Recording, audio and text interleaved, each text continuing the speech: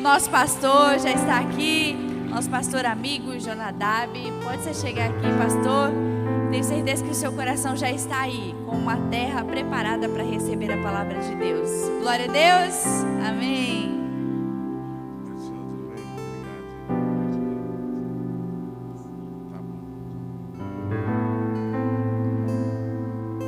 Pai do Senhor Jesus, estamos alegres, felizes, mais uma vez estarmos na presença de Jesus. Estamos na correria, mas Deus tem nos dado vitória. Queridos, abra sua Bíblia no livro do Êxodo, capítulo de número 14.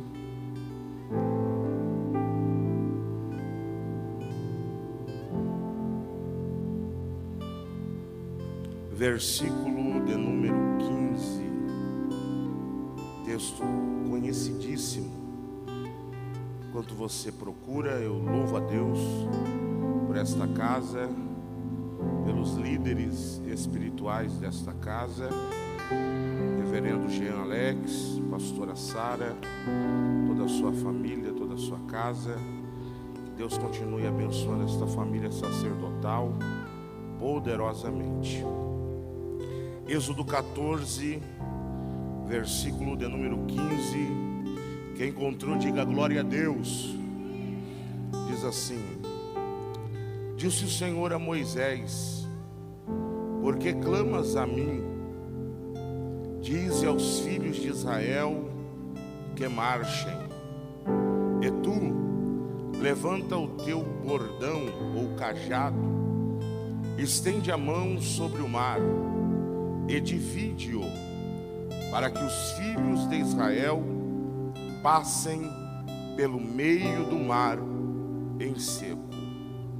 Versículo 21 diz assim: então Moisés estendeu a mão sobre o mar, e o Senhor, por um forte vento oriental que soprou toda aquela noite, fez retirar-se o mar, que se tornou terra seca, e as águas foram divididas. Os filhos de Israel entraram pelo meio do mar em seco, e as águas lhes foram qual muro à sua direita e à sua esquerda. Meus queridos, esse texto é um texto bastante conhecido de todos nós. É até hoje um texto que inspira até mesmo aqueles que de alguma forma tentam reproduzir de maneira cinematográfica este grande episódio, diante do milagre extraordinário que o Senhor produziu com sua poderosa mão e também com o sopro dos seus lábios, ou até mesmo da sua boca e de suas narinas, segundo até mesmo os escritores da Bíblia Sagrada. Diante de um contexto adverso, é do conhecimento dos irmãos que o povo precisava passar para o outro lado. E o que é que tem do outro lado, pastor? Nós sabemos que do outro lado existia algumas terras a serem conquistadas pelo povo de Deus, aonde já havia alguns habitantes, e o texto sagrado chama estes habitantes de nomes semelhantes: fariseus, filisteus e assim por diante. Estas terras precisavam ser conquistadas pelo povo de Deus. Mas, entretanto, todavia, este povo tinha um objetivo maior. E o objetivo maior era chegar em Canaã, a terra prometida. Esta terra dita pelo próprio Deus, que era uma terra próspera, uma terra larga, uma terra grande, uma terra espaçosa e que também manava leite e mel. diante desta promessa, diante deste objetivo e dessa meta, o texto sagrado nos informa que existe um primeiro obstáculo, um primeiro impedimento, chamado de Mar Vermelho. Este mar está aqui por um empecilho natural da vida, por um impedimento natural da vida. Assim como temos na nossa vida o sol, a chuva, o calor, a neve e assim por diante. São obstáculos naturais. Mas mesmo sendo obstáculos naturais, mesmo estando com Deus, também temos a garantia de que tudo isso será superado.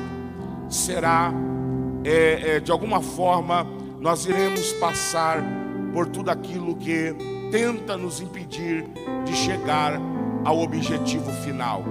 A Bíblia diz então que o povo para diante deste primeiro empecilho e eles começam agora a reclamar, a murmurar. Eles começam a indagar ao líder que se eles voltassem para o Egito, teria no Egito sepulcros suficientes para sepultá-los. Esse povo agora está com a sua esperança totalmente desvanecida. Esse povo não está mais acreditando que vai sair desta adversidade, dessa circunstância vivo, pois eles sabem que existe um grande inimigo no seu encalço. É o exército de Faraó, naquele tempo considerado a maior potência nacional, a maior potência militar, a maior potência de todas as nações era o país chamado Egito.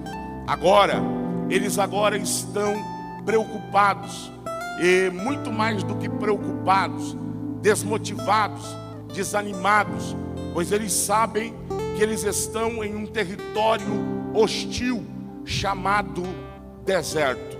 Eles estão ali com aproximadamente quase 1 milhão de vidas, e eles sabem que eles não são capazes para destruir a força bélica, a força militar de Faraó. Agora eles entram em conflito, em confronto entre si mesmos, e agora eles perguntam a Moisés o que fazer, que atitude tomar, que estratégia tomar. E agora um grande clamor vai ser tomado, ou vai envolver o povo.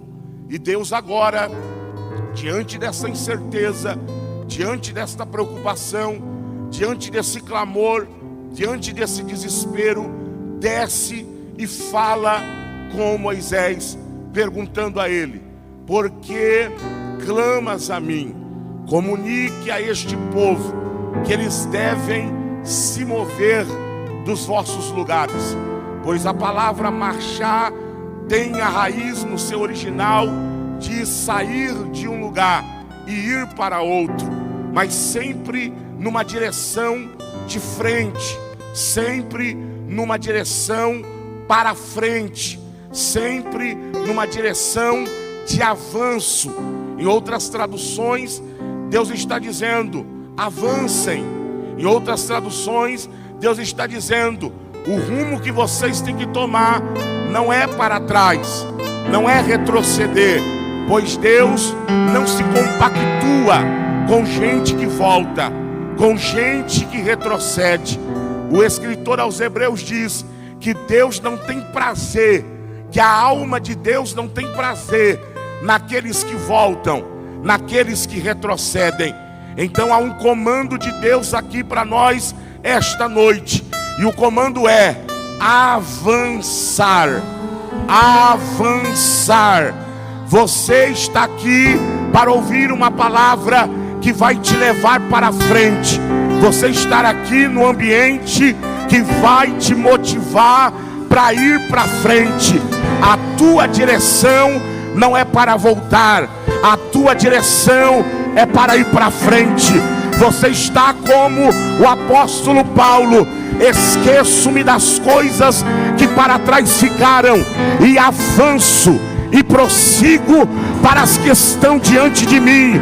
Oh, glória a Deus! Você está com a mão levantada é porque está crendo que este tempo é tempo de avançar. Se ficou para trás, ficou.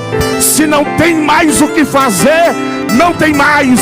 A porta fechou, fechou. Agora prossiga, agora avance. Deus tem algo melhor para você lá na frente. Pastor, o que é que tem lá na frente? Tem hino de vitória. Pastor, o que é que tem lá na frente? Inimigos derrotados. Pastor, o que é que tem lá na frente? Uma terra larga, espaçosa, que emana leite e mel.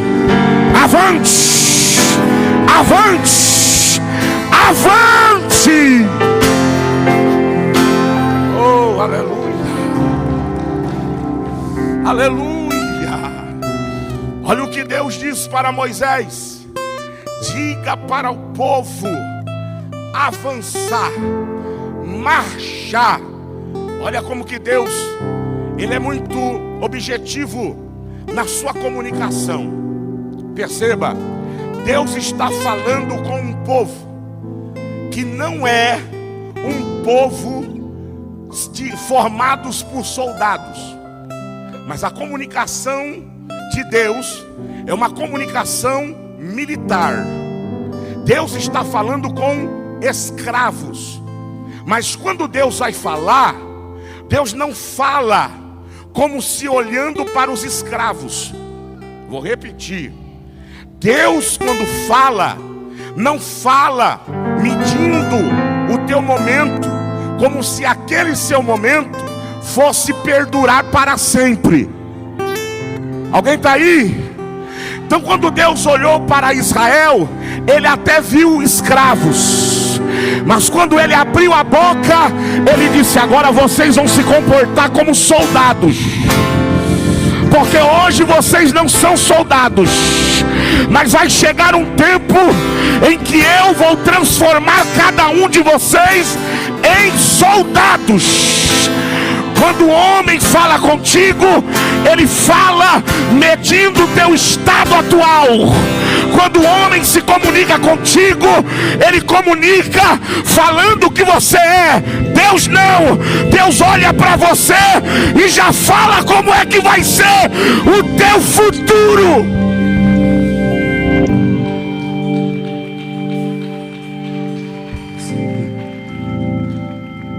Marchem. Aquilo para eles soam como algo diferente. Marchar. Mas nós somos escravos. Isso é uma comunicação militar. Mas é isso que Deus está dizendo. Eu sei o estado de vocês atual, mas eu já quero que vocês se comportem como algo que eu ainda vou aperfeiçoá-los. Vocês estão escravos. Vocês estão escravos. Vocês não são escravos. O estar é passageiro. O ser é permanente. Vocês estão derrotados. Vocês estão sendo perseguidos. Vocês estão na prova. Vocês estão sendo humilhados. Mas eu vim te dizer: você não é o que você está sendo hoje. Meu Deus do céu, você não é o que você está sendo agora. Deus está dizendo: você é aquilo que a minha boca está dizendo que você é. Você tem a competência de um soldado. Você se parece com um soldado. Você anda como um soldado. Você tem características de soldado.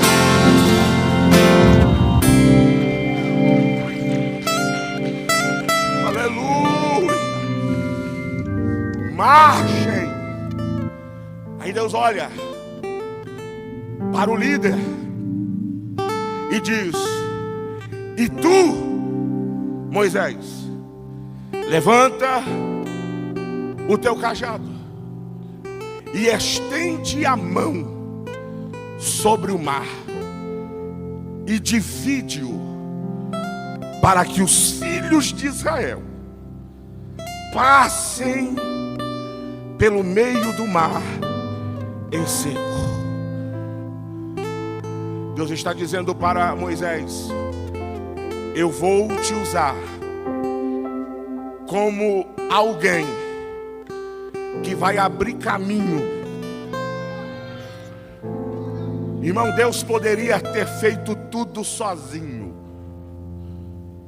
Vou repetir isso aqui. Deus poderia ter olhado para Moisés e ter dito: Moisés, procura um lugar aí no povo, procura um lugar na montanha, procura um lugar de camarote, uma pedra, uma rocha, uma cadeira, procura um lugar, fica sentado lá e me veja trabalhando, me veja operando. Deus poderia ter feito tudo sozinho, mas Deus não sofre de arrogância, de prepotência, esses sentimentos pequenos que alguém tem que ver, alguém tem que... Não, meu irmão. Deus disse: Moisés, eu poderia até fazer sozinho, mas eu vou te usar como um canal, eu vou te usar como uma chave, eu vou te usar como ferramenta para abrir caminho para os filhos de Israel.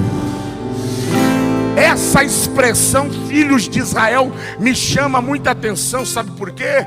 Porque Deus é Deus de geração. Eu vou repetir: Deus é um Deus geracional.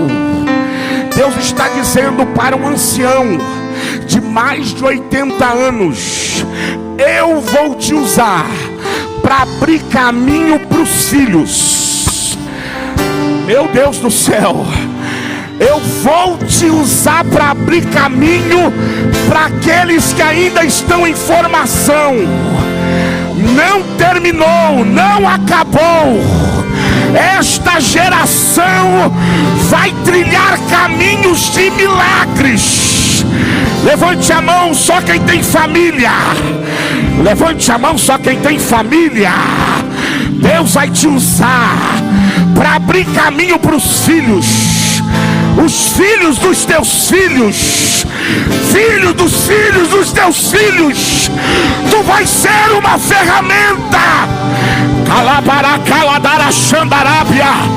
Eu vou te dar 30 segundos para encher esta casa de glória, de aleluia, de louvor.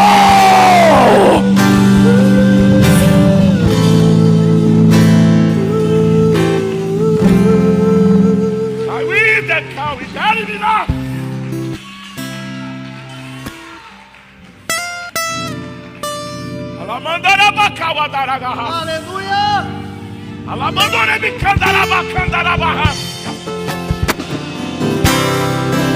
Ah, meu Deus!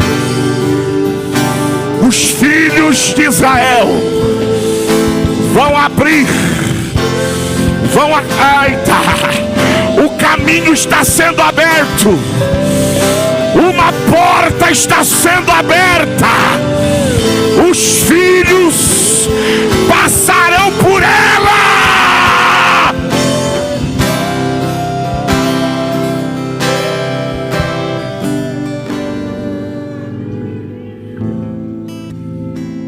E tu, Moisés, evidencia a autoridade. Cajado numa mão, mão estendida sobre o mar, porque os filhos vão passar. Deus estava dizendo: este povo ainda não é uma nação, eles são filhos de uma nação, eles ainda estão em formação. Mas eu, Moisés, sou o único que acredito ainda na formação. Diferentemente de nós, Deus ainda acredita na base, na formação. E vou mais, até antes da formação. Lembra-se do que Deus disse para Jeremias? Antes que fosse formado no ventre, eu já te escolhi, eu já te conheci. Aleluia. Deus conhece antes da formação. O ser humano não. Precisa se formar. É o que? Menino ou menino? A partir dali é que vai se projetar a cor, a roupa, o nome. Deus não. Deus já conhece bem antes da formação.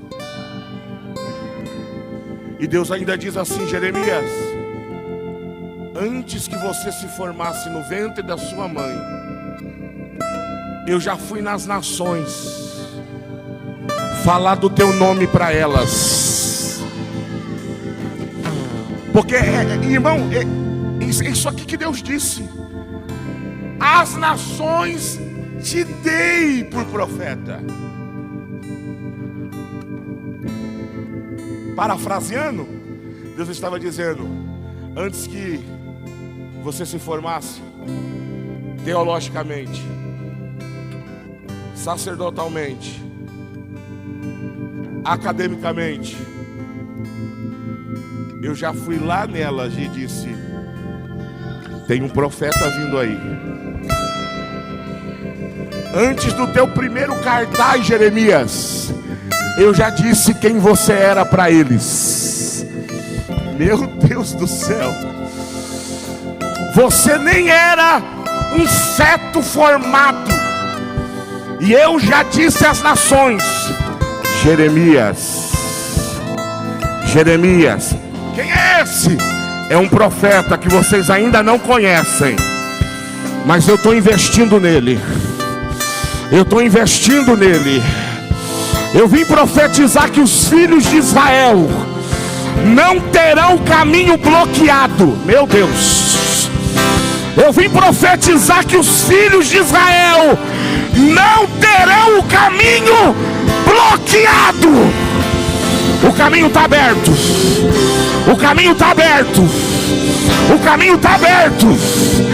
O caminho está aberto.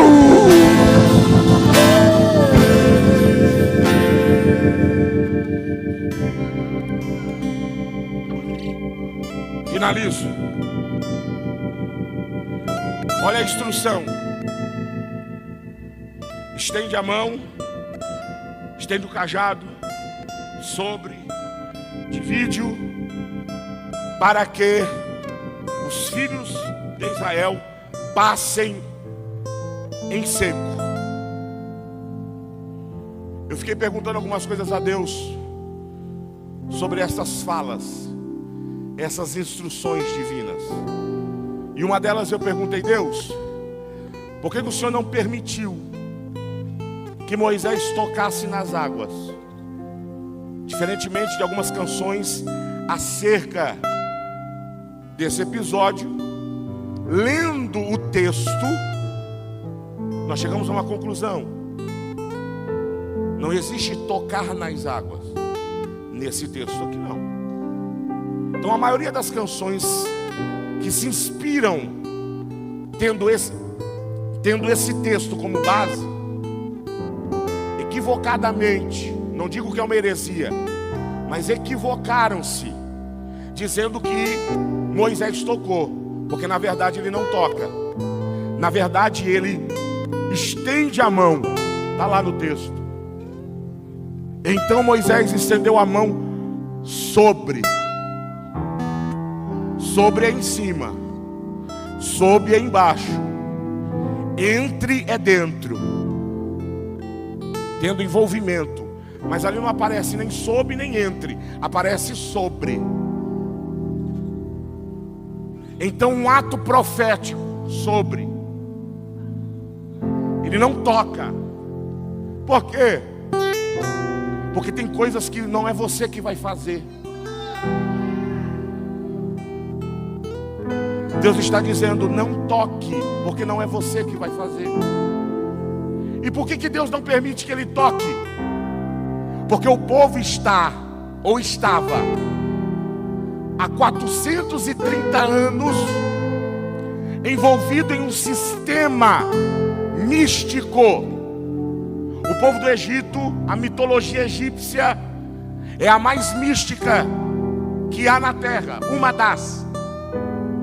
Aí a gente pode elencar aqui Grécia, Roma, Índia e assim vai. Mas o egípcio, por si só, tem uma cultura muito mística. Você se lembra que quando Deus disse assim, pega esse cajado, joga nas águas e virou o quê? Joga no chão, virou o quê, gente? Uma serpente, uma cobra. Aí os magos de Faraó vieram e disseram, nós também fazemos isso.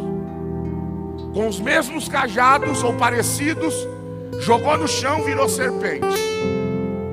Lá no Rio Nilo, Deus disse, toca nas águas do Rio Nilo. Ele tocou, virou o que, gente?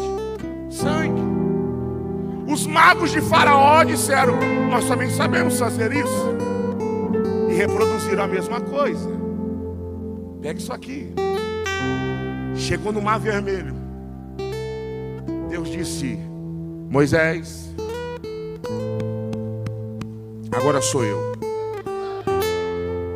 Porque até agora esses magos fajutos vieram reproduzindo tudo que você estava fazendo. Só que eu vou reservar para você algo inédito. Ninguém mais vai poder repetir. Deus vai te dar uma ideia. Eu vou repetir isso aqui. Deus vai te dar uma ideia. Lá onde você trabalha, lá onde você produz e traz alimento para dentro da tua casa, essa ideia nunca mais será repetida. Porque alguém pode até tentar te repetir ou te imitar, mas não vai sair como... Eita! É inédito! É diferenciado!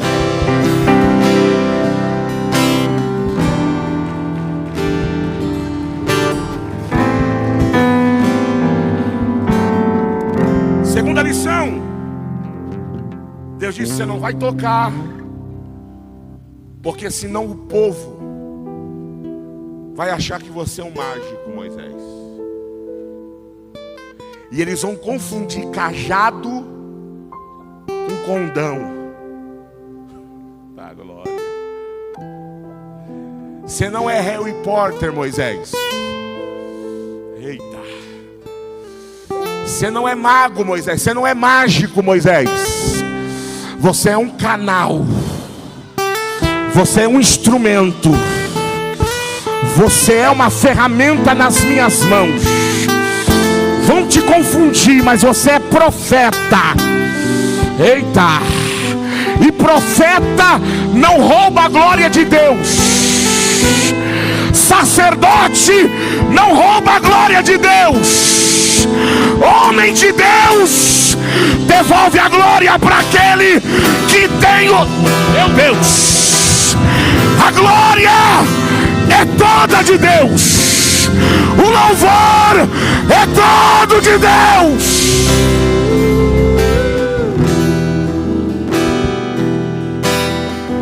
Fica de pé. Não toca. Por que, Moisés?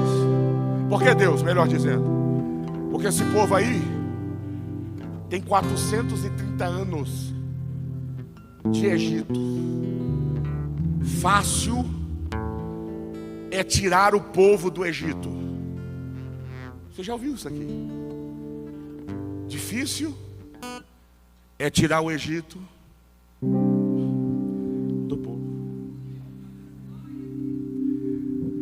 Eles visualizaram Moisés assim. Imagina se eles visualizassem Moisés tocando.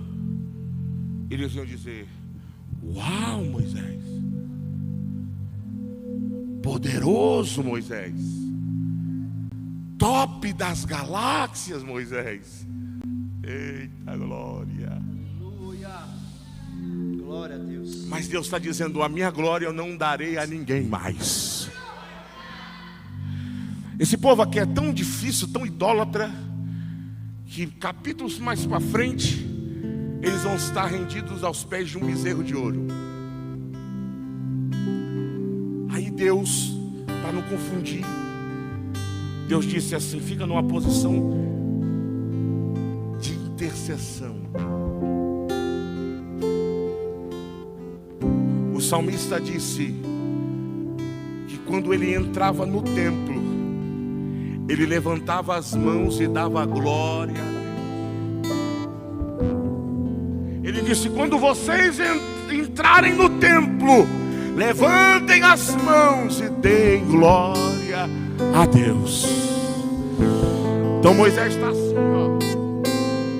O mar está diante dele, o inimigo no encalço, e Moisés está assim, ó. E alguém está olhando para aquela cena e está dizendo: mas não é tempo de orar, não é tempo de levantar a mão. Mas Deus é assim, meu irmão. Alguém está achando que você tem que tomar outra postura, e Deus está dizendo: é só assim que você vence. Mãos erguidas. Oh meu Deus do céu, o inimigo vai tentar te iludir, o inimigo vai tentar te convencer que é na força do braço, que é na força da canetada, que é na força da carteirada. Mas Deus está dizendo para você aqui esta noite: é na força da intercessão, é na força da oração, é na força dos braços estendidos, dos braços erguidos. O milagre vai vir quando uma igreja entender que é momento, é tempo de orar. Intercede que o inimigo cai. Ora que o mar se abre.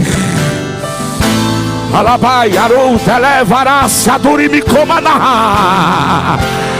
Vai orando, vai orando, vai orando, vai orando, vai orando. Vai orando, rebaraça, darabúria, delevácia. Ó Deus, aonde tiver um filho de Israel aqui, enche ele de autoridade, de unção, de ousadia, de graça. Ora que melhora, ora que melhora.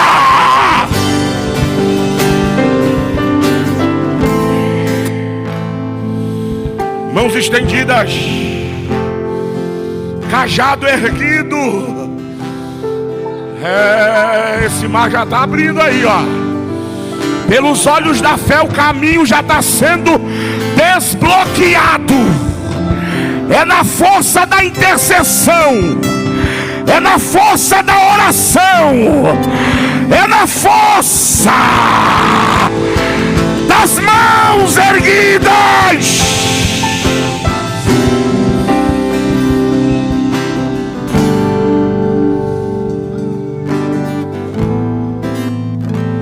Queridos, que o Espírito Santo continue falando mais fortemente aos vossos corações. Deus abençoe, obrigado.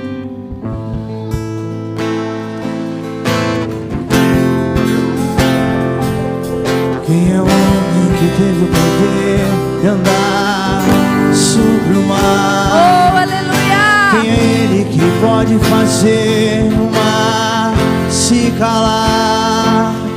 No momento em que a tempestade vier te afogar, ele vem com toda a autoridade e manda acalmar.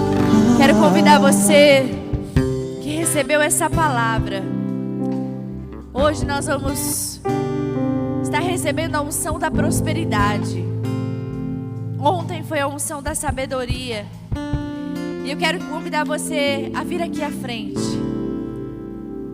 crendo nessa palavra, que Deus faz milagres e continua fazendo milagres. Em nome de Jesus, em nome de Jesus. O Senhor é maravilhoso, o Senhor é fiel. Os nossos pastores vai estar ungindo você nesse momento. Oh, aleluia.